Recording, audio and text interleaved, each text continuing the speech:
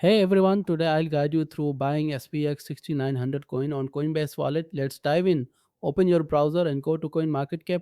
Once there, copy the contract address for SPX6900, which is an Ethereum token. Next, open your Coinbase Wallet.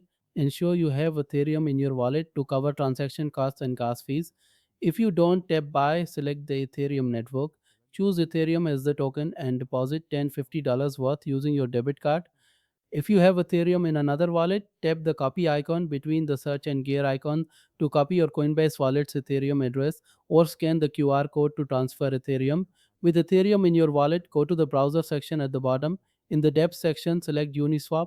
On Uniswap's interface, replace the default token with SPX6900 by pasting its contract address in the search bar. Select the token, enter the amount of Ethereum you want to swap, and check the gas fees. Tap swap to complete the transaction. That's it. Drop any questions in the comments and I'll get back to you. Thanks.